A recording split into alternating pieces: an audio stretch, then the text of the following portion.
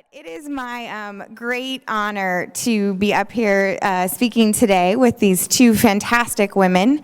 In the film that we started to watch in Spanish, we really were profiling a program that we support in Guatemala.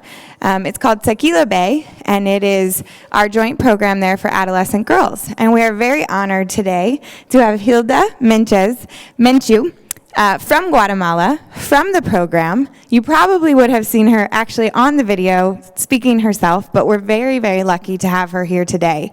And no, I am not Juan from UNICEF. He was unable to join us, so I'm very lucky to be here. And we also have Janet, who is one of our fantastic teen advisors who is going to translate our conversation. So before we jump in, I'd actually love to let Gilda and Janet both introduce themselves and tell you a little bit about why they're here. So Gilda, if you would like to introduce yourself. Sakarigu Nogel, Maltiosh, Rikil, Nui, Gilda Menchu. Buenas tardes a todos, los saludé en mi idioma maya quiché.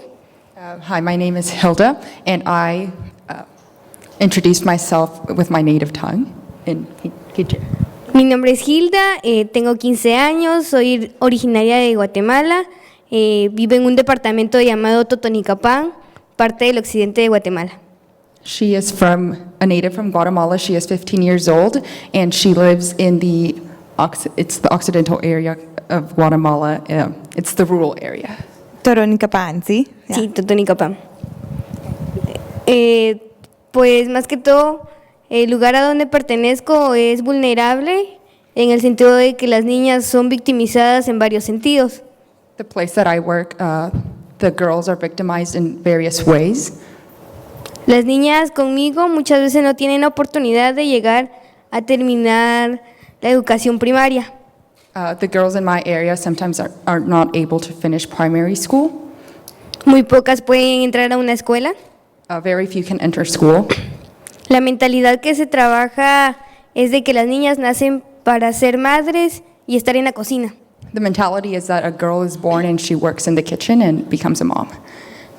Ellas no pueden seguir adelante porque no se les permite. And they can't move forward in life because it is not allowed for them. Great. And then Janet, would you please introduce yourself and tell us about you? Hi guys, my name is Janet, and I am a teen advisor for the class of 2014 to 2015. I am from Fort Worth, Texas, and yes. Great, thank you.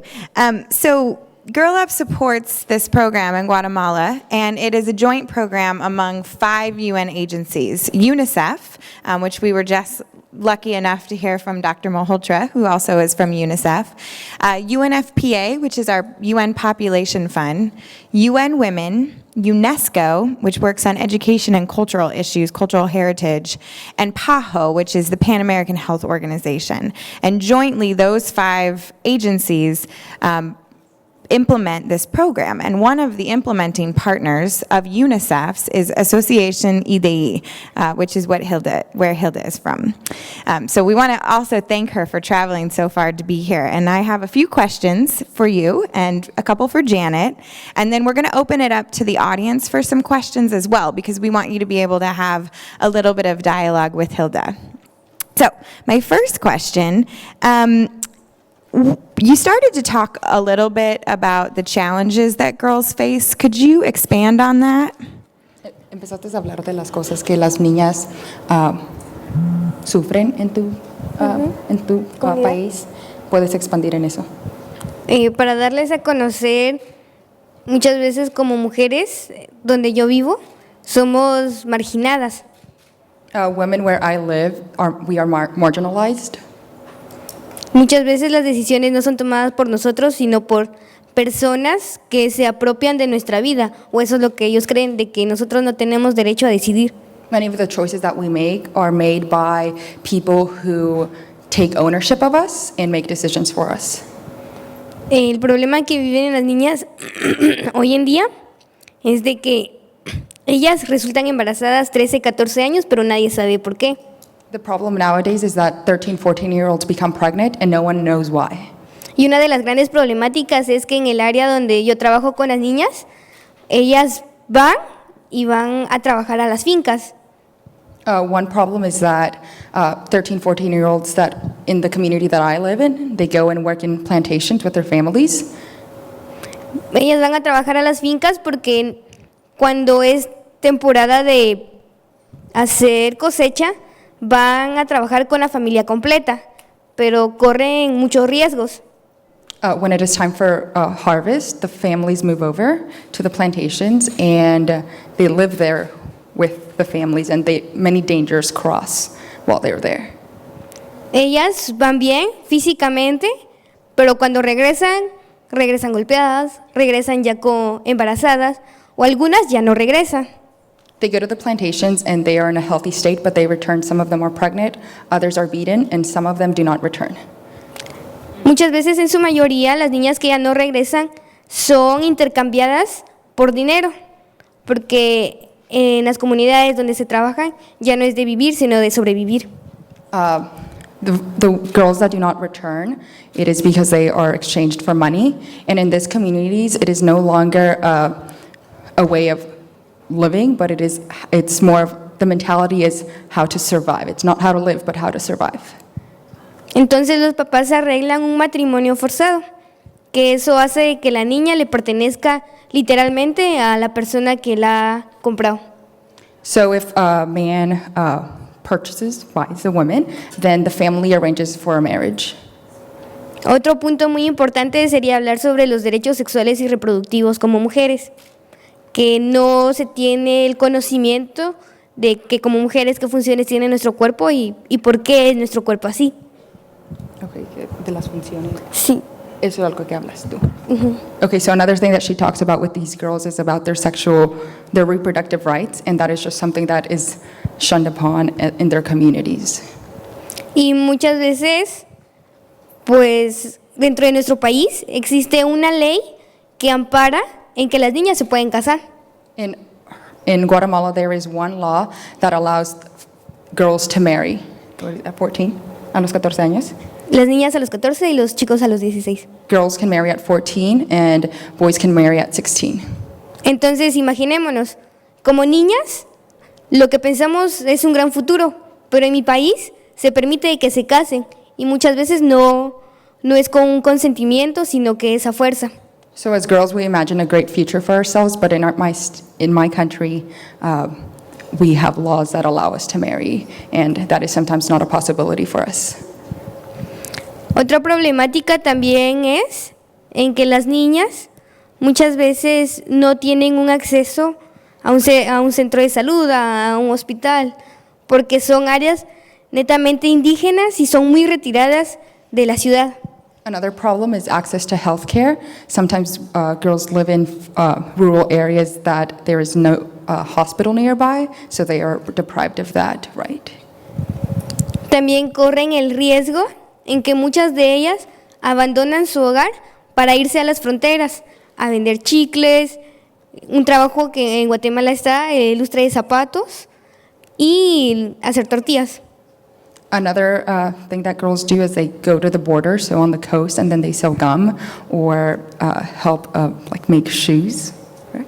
Son trabajos que se dan dentro de Guatemala. Entonces, en mi país es muy difícil ser niña, ser indígena y vivir en un área rural. In my country, it is very difficult to be a girl, to be indigenous, and to live in a rural area. Thank you so much for sharing, Gilda. Muchas gracias. My next question is, what inspires you to do the work that you do? Why do you devote your time to this? ¿Qué te inspira a hacer lo que haces? ¿Por qué devotas mucho tiempo a hacer lo que haces? La inspiración que tengo, en primer lugar, es el que mis papás no pudieron culminar sus estudios. My biggest inspiration is that my parents were not able to finish their studies. Ellos también vivieron como las niñas de mi comunidad están viviendo. They lived the same way that the girls in my community are living in now. Y porque realmente me indigna ver que muchas mujeres pues seamos pisoteadas y que nos digan, no valgas nada. And honestly, I am annoyed that girls are stomped upon and no one really cares for us. Y porque creo que las mujeres tenemos el potencial mental, físico, para poder demostrar de que sí podemos y somos pues mejores a destacarnos. And I think women have the potential and have that energy to show others that we are capable of doing many things. Y para darles a conocer de que no importa la cultura, el habla y el credo que tengamos, al final de cuentas somos mujeres y podemos hacerlo. And at the end, it doesn't matter what your language is or what culture you are from, because we can do it. Bueno. Janet, I would love to hear about you specifically, too. What inspires you to do this work, just like Gilda, alongside all of our guests here and the other teen advisors? I'd love to hear more about your story. Yeah, so I have a very similar story to Gilda. So she works for an organization, ¿cómo se llama tu organización?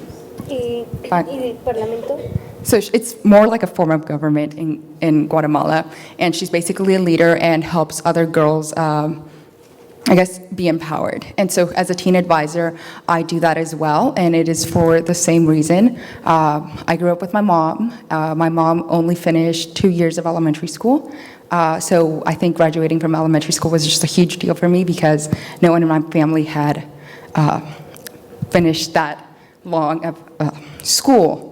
And so now I've graduated from high school, and I'm going off to Stanford, and I think that's very inspiring.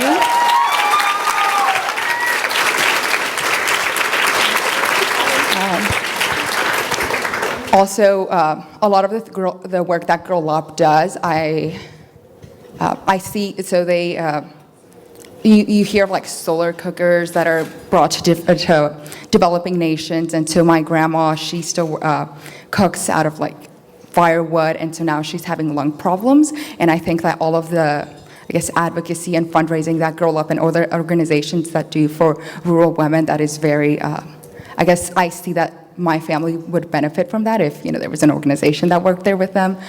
So that's just very empowering, and it really like pushes me to always to want to help others. Great. Well, I'm very inspired by sitting next to both of these women. Gilda, I also read that you do a lot of work with parents. Can you talk about that work and what you tell parents? Tú haces mucho trabajo con padres. ¿Puedes contar algo que haces con los padres?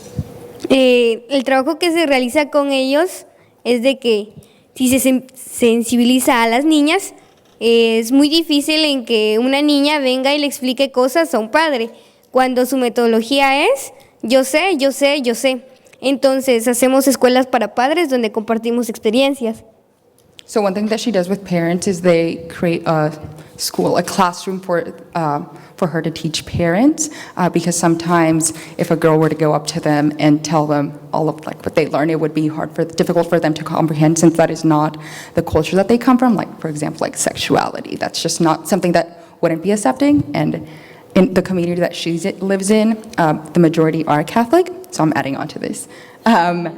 And she says that as a girl, it is sometimes difficult to convince adults to let their girls take classes or learn about their reproductive rights and learn more about their body. And something that she mentioned last night was that in Guatemala, a woman learns about her body when she gets married. También complementando de que se realizan metodologías que las personas conocen. Se trabaja con lo que se conoce. Un ejemplo es de que se asemejan los problemas que tenemos como niñas a una planta. Entonces ambos compartimos y al final se logra captar el mensaje por parte de ellos. And one methodology that she uses is to work with what the parents know. So they make a lot of analogies with what the parents know. In this case, it was something with plants, and they make an analogy to what they're trying to teach them. I remember when we were in Guatemala 2 years ago, we did an activity with Gilda and her group around the Mayan calendar around the harvest, and it represented the sort of reproductive health and health conversation, and they do that in the community as well. So we actually got to experience one of those methodologies. Could you just translate that for Gilda so she knows what I just said? Estaba platicando que cuando ella te fue a visitar a Guatemala el año pasado, hicieron la cosa del maíz y entonces explicaba lo reproductivo, como el ciclo reproductivo y cómo tú les enseñas a los padres de eso. En Guatemala contamos con el calendario maya que se enfoca en 20 signos, los cuales son 20 fuerzas, 20 nahuales, son creencias de la cultura maya. Entonces eso se asemeja a la reproducción de una mujer, a la sexualidad, porque todas acá sabemos de que nacemos con sexualidad y morimos con sexualidad, en ningún momento desaparece. Entonces se enfoca en que como se siembra el maíz, que es una planta de donde yo vivo, en Totonicapán, también se asemeja a la sexualidad. Entonces es muy fácil en que los padres capten el mensaje porque ellos conocen de esa planta y asemejan su vida con los problemas que tienen a esa planta. Entonces eso hace de que sea mucho más fácil el que llegue el mensaje, siempre y cuando sea práctico, dinámico y hablando en el idioma que se tiene, porque Guatemala cuenta con 22 lenguas, entonces eso quiere decir que es diversidad. So she was talking about how in Guatemala they use the Mayan calendar, and the Mayan calendar has 20 forces, 20 nahuales, and they relate that calendar to the reproductive health of girls, and they focus on how when you plant a seed of corn, that's the same as when you, I guess, create a child, and with both of those things, problems arise, and that's just one way that they teach the parents there. Gracias. I would like to actually see if anyone in the audience has any questions for Gilda while we're here. Do we have mic runners? We might have the microphones. Oh, they're back. You've got them. Okay, perfect. Does she see it? Okay, perfect. So Ashton, do you have a microphone? And David, you've got a microphone. Okay, so I think there's one person right there by you, David. I saw a hand. Is that Rocio? I have the microphone. You can go ahead and ask in Spanish, and then if you want to just translate your question and her answer, that's fine too. Hola Hilda, mi nombre es Rocío Ortega y primeramente muchas gracias por venir a esta conferencia, aprecio de que viniste hasta aquí. Y yo te tengo dos preguntas. Una es el futuro que tú quieres ver para las mujeres y las niñas en tu comunidad. Y segundo, ¿qué carrera tú quieres tener en tu futuro? So I just asked, first of all, I thanked her for coming here, all the way here, and I asked her two questions. One, what is the future that she wants to see for women and girls in her community? And two, what career or future does she see for herself? Gracias. Gracias. Pues contestando a la primera pregunta, quisiera comunicarte que el sueño que yo tengo para todas esas niñas y mujeres que quedan atrás es de que un día se levanten y digan yo puedo y yo puedo hacerlo. Tomar el empoderamiento de todas las niñas y decir a las mujeres valemos y valemos mucho y seguir adelante y poder tomar decisiones y poder dialogar, como ya se está haciendo hoy en día, uno de los logros, dialogar con nuestras autoridades y que ellos tomen en cuenta el que las ideas que nosotros tenemos pueden mejorar nuestro país y que mejor que iniciemos mejorando nuestra comunidad, nuestro departamento y al final nuestro país. La carrera que quisiera llevar pues sería medicina. Ya un año me hace falta para poder entrar a mi carrera, pero no puedo estudiar eso porque necesito trasladarme de mi comunidad hacia otro lugar. Entonces eso representa un factor económico y lo que en la mente que tengo, el pensar que tengo ahorita, es seguir magisterio, ser maestra y al momento de entrar en una carrera universitaria, empezar a trabajar y poder pagar la carrera que yo quiero. Esos son mis sueños y al final de cuentas, pues si aún tengo más años de vida, que estoy segura que aún los voy a tener, que pues sería seguir trabajando con niñas y sé todo lo que he aprendido, replicarlo en ellas y que ellas tengan el conocimiento. Todo lo que yo vaya aprendiendo siempre va a ir directo a ellas y que ellas vean eso de que sí se puede cuando realmente lo quieres. Janet, you got all that? So her dream for girls is that those that are left behind, that they know that they keep the hope, well, that they have hope and that they continue pursuing their ambitions. And she also said that girls everywhere can do it. And in terms of career, she wants to pursue a career in medicine. She has 1 year left until she starts her career, so I guess finish high school and then go on to college. But there was a problem with that because she would have to move out of her community and go more towards a city to study, and that creates an economic factor for her family. So she plans to be a teacher and go to university and then pursue medicine. Through that process, she will continue helping girls and teaching girls all the knowledge that she learned so they can better themselves and their families. Great. Do we have another question? Ashton or David, do you guys have anybody ready? If you have a microphone, go ahead. So I really don't know Spanish, so I'm not even going to try. But I wanted to know, what do you think needs to happen in your community to achieve equality or to achieve like better women's rights? ¿Qué tiene que pasar en tu comunidad para que pueda las mujeres tener igualdad? ¿Qué es lo que tiene que ocurrir en tu comunidad para que eso ocurra? Pues primero tener conocimiento, porque en mi comunidad se confunde mucho un derecho con sobrepasarse al conocimiento, se confunde mucho. Primero sería tener la educación, que es muy escasa, y si hay, tiene que ser pagada, cuando muchas veces la familia no tienen el recurso económico. Entonces, ¿qué es lo que tendría que pasar? Pues un cambio interior, pero siempre y cuando nosotros seamos factores de todo este cambio y teniendo en cuenta de que el cambio va a iniciar si nosotros lo hacemos.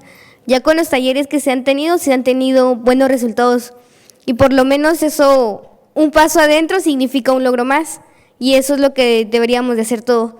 Entonces debe de cambiar la mentalidad de las personas para que este cambio pueda suceder.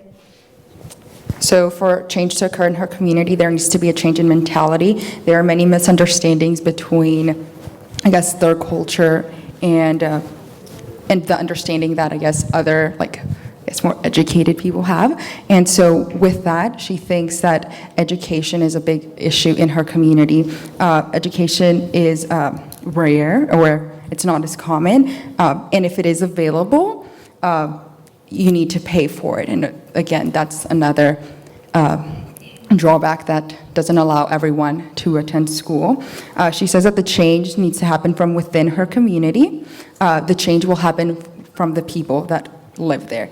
And she also mentioned that the workshops that she has helped lead have so far helped make progress, and mentalities are being changed slowly. Great, thank you. And I did hear that the video is working with subtitles. So as one final thought from you, Gilda, and then we'll go to the video so you all can see a little bit more about this program. What would you like to ask of this room? Vamos a poner el video, pero antes, esta es la última pregunta. ¿Qué es lo que tú quieres pedir o preguntar de este grupo? Pues primero, me gustaría mucho en que un día puedan conocer la comunidad donde yo estoy. Sé que eso requiere un gasto económico, hay que ser realistas, pero me gustaría que realmente compartieran, porque ustedes son mujeres, yo también, vivimos en diferentes lugares, puede que sea en el mismo país, pero tenemos distintas formas de ver la vida. Y me gustaría mucho el que ustedes conocieran mi país y que vieran de que nuestra realidad realmente es muy dura.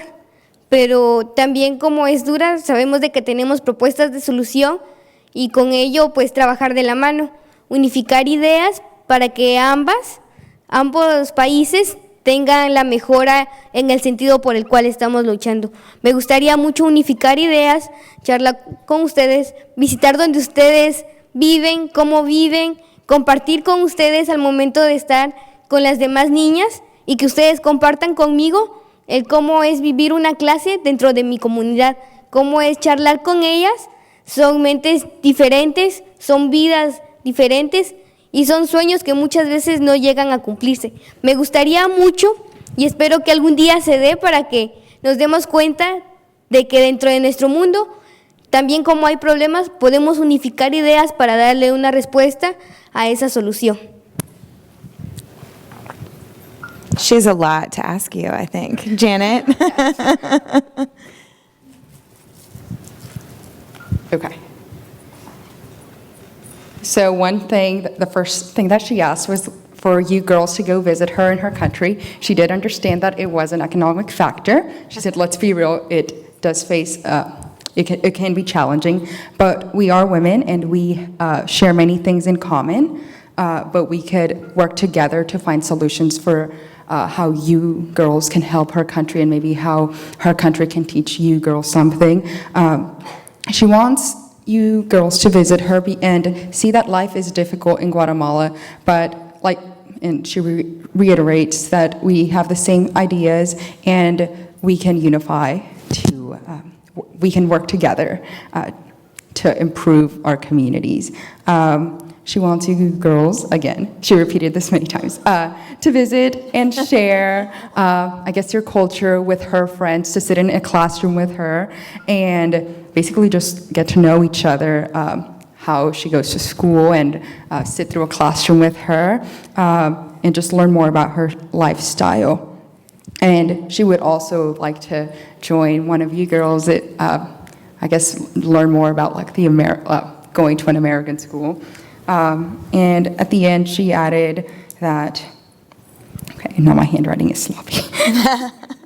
Within our world, there are problems, but together we can unify to change the world. It sounds good, huh, ladies? Yeah?